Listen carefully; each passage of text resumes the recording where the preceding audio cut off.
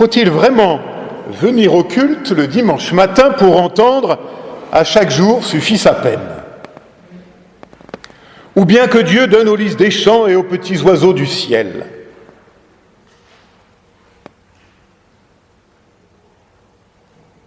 Cela serait-il à dire que la foi nous invite à l'inaction, à ce lâcher-prise dont on nous rebat les oreilles et que l'on met à toutes les sauces ? L'Évangile se réduirait-il à cela, à l'incitation à un optimisme béat qui confinerait à un je m'en foutisme des plus spirituels ? Serait-ce cela la clé du bonheur ? Une illusion dans un enthousiasme qui nous ferait nous réfugier dans les petits nuages roses d'une spiritualité désincarnée ?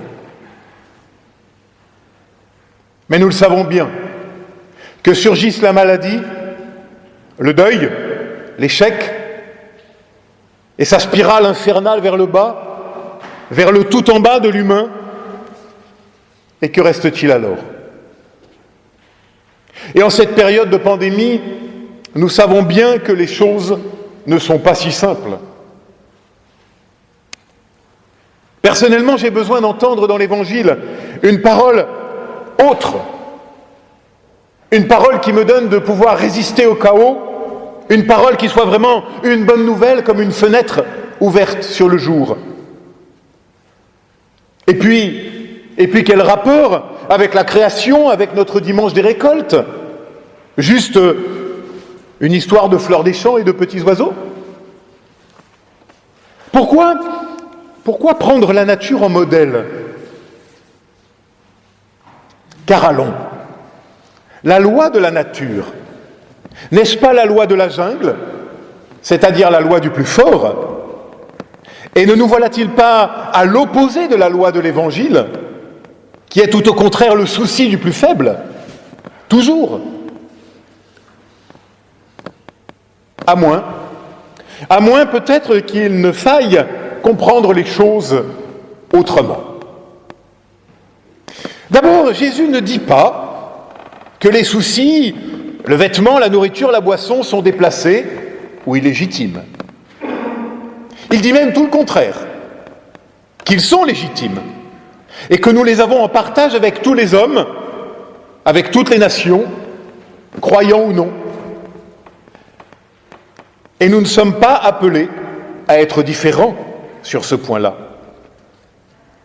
J'en veux pour preuve d'ailleurs que le royaume, justement, sera comparé souvent dans l'Évangile à un banquet, la nourriture, où il faut même avoir le vêtement de la fête, au risque d'être jeté dehors, et où le vin est du meilleur.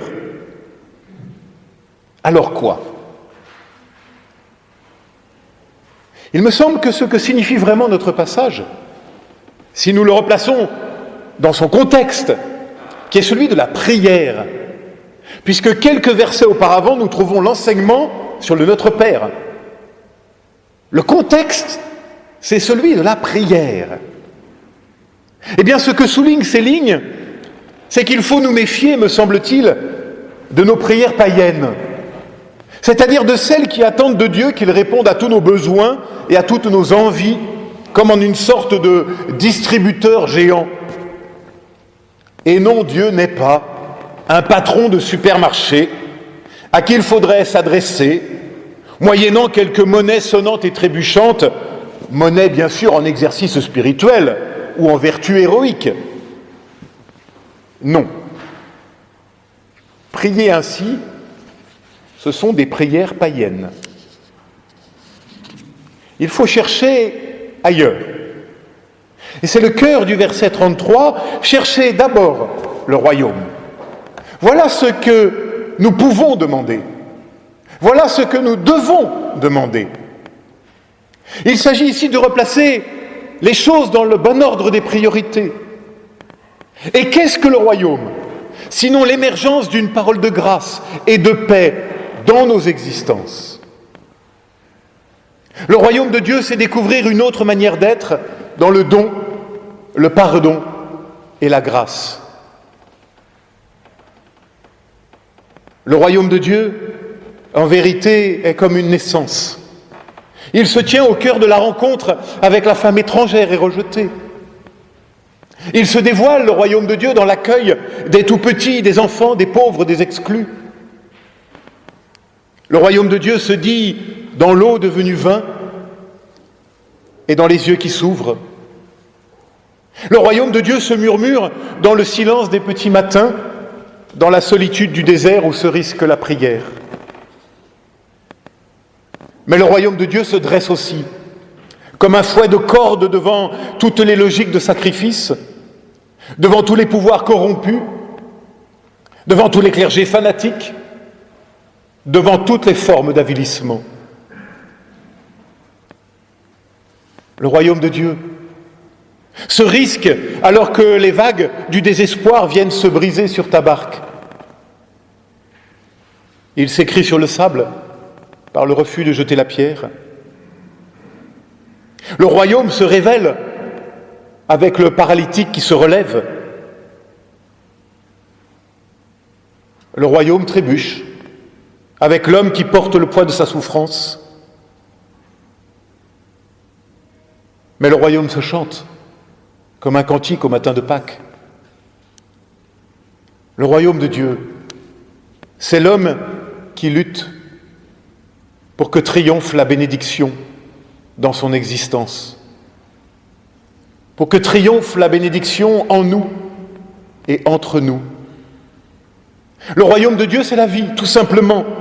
C'est la vie qui vient, c'est ta vie renouvelée. Et c'est cela que nous pouvons demander inlassablement.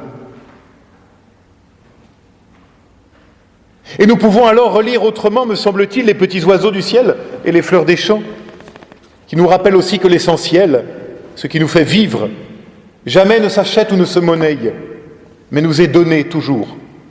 Le soleil, la confiance, l'amour, l'amitié, une parole qui nous appelle et nous relève, le pur bonheur de la petite tâche accomplie de mieux que l'on pouvait. Eh bien, tout cela, c'est toujours cadeau. Découvrir que nos soucis, s'ils sont légitimes, peuvent ne pas avoir le dernier mot. Parce que l'essentiel, justement, ne dépend ni d'eux, ni de nous. Que l'essentiel est toujours cadeau. Pour les plus grands, à la fin du journal d'un curé de campagne de Bernanos, celui-ci fait dire à son curé agonisant « Tout est grâce. Tout est grâce. » C'est-à-dire tout est cadeau. Et tout est là, dans ces quelques mots, mais dans notre capacité à nous ouvrir à cette grâce. Et non, l'Évangile n'est pas un marchandage idolâtre avec Dieu pour le vêtement, la nourriture, le travail, la santé et tout le reste. Mais dans ce renversement de perspective, afin de retrouver l'essentiel, tout est don, tout est cadeau, tout est grâce. La seule question qui demeure, me semble-t-il, c'est « saurons-nous y être attentifs ?» Davantage même, comment pouvons-nous y être attentifs? Avec nos masques et nos gels hydromachins. Alors, 3 brèves pistes pour ce matin.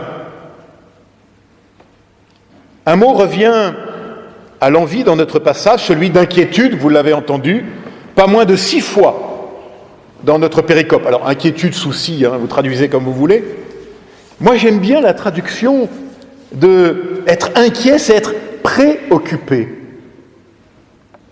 J'aime cette traduction de préoccupé, parce que dans préoccupation, il y a le fait d'être en situation d'occupation. Et c'est vrai que souvent, il m'arrive d'être comme occupé. Vous savez, comme pendant la Deuxième Guerre mondiale, on a été occupés. Et souvent, nous sommes occupés par ces soucis qui nous assaillent de l'extérieur ou du dedans. Et lorsque nous sommes occupés, il n'y a plus de liberté, il n'y a plus d'espace. Ça prend toute la place. Ça prend toute la place. Et je crois qu'il s'agit très exactement ici pour nous d'apprendre à faire de la place. à ne pas nous laisser envahir totalement par le souci, de rester disponible malgré tout à autre chose. Et pour cela, c'est vrai, il faut du courage, celui-là même que Dieu peut donner justement. Et cela fait écho avec ces mots de Luther. Il écrit « Nul ne saurait empêcher les noirs oiseaux de voltiger au-dessus de sa tête. » Les noirs oiseaux, c'est les soucis, les inquiétudes. Nul ne saurait empêcher les noirs oiseaux de voltiger au-dessus de sa tête. Du moins pouvons-nous leur interdire de nicher sur notre crâne. Alors il y en a qui ont choisi des solutions radicales pour éviter qu'ils nichent sur le crâne. Vous pouvez faire comme moi si vous voulez. Là, il n'y a plus d'accroche.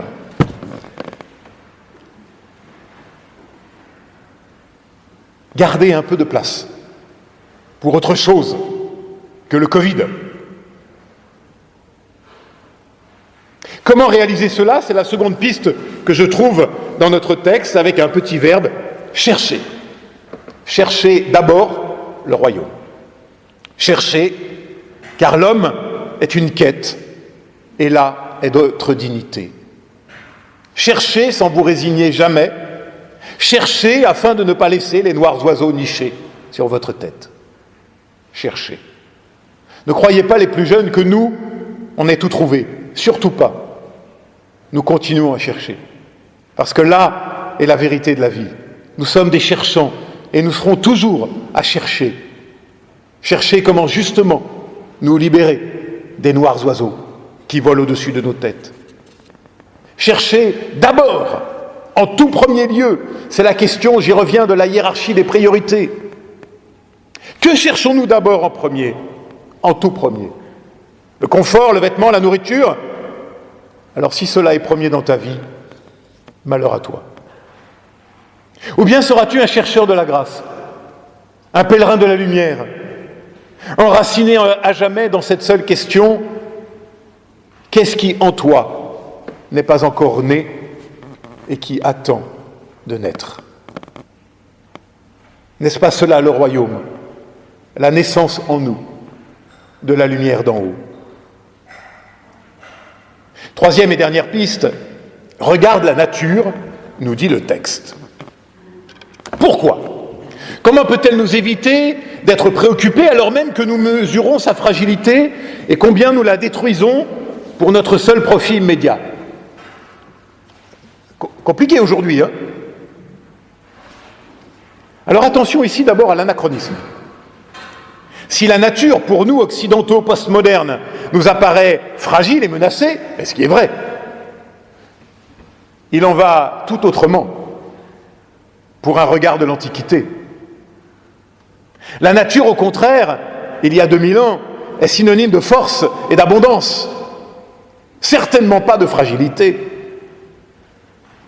Alors en quoi cela peut-il nous parler encore?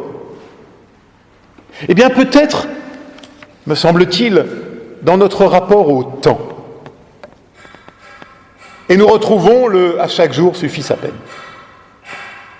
Alors adolescent, j'étais un peu plus vieux que vous, seconde, première, terminale, j'ai suivi mes études dans un lycée agricole.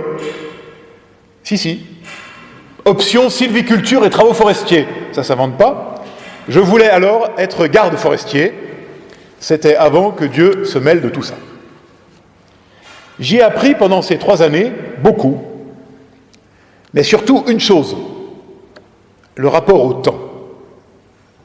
Moi, jeune impatient alors, je découvrais que si je plantais un arbre, un jeune chêne par exemple, seuls mes arrière-petits-enfants le verraient grand, adulte et un peu majestueux. Et encore, pour faire un vrai chêne, un grand chêne, 25 mètres de haut, il faut 200 ans. 200 ans. 8 générations. Et j'ai découvert qu'il faut du temps pour les choses importantes. Que paradoxalement, pour cela, il faut prendre le temps, chaque jour, de faire ce qui doit être fait. Redonner au temps son épaisseur dans le quotidien. Nous voulons toujours aller vite. Et puis on veut grandir. parce qu'on croit que quand on sera grand, ça sera mieux. Profitez de ce qui vous est donné de vivre aujourd'hui.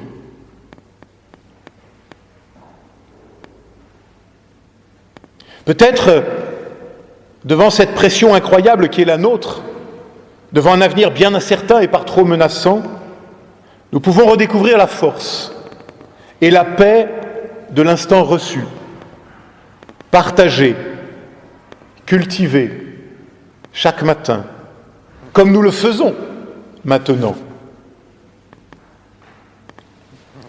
L'écrivain Christophe Onodibio le fait dire à un de ses personnages de roman: « J'ai compris que le bonheur tenait dans l'étonnement devant la beauté qui nous entoure. »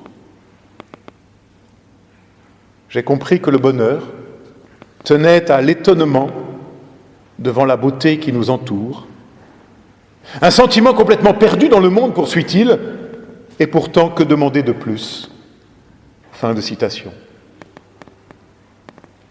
Alors, dans un monde qui s'accélère jusqu'à la folie, oui, retrouvons le temps de la contemplation, de débroussailler notre jardin intérieur, afin que les noirs oiseaux ne puissent y nicher, mais que puisse fleurir en nos vies la rose de la grâce.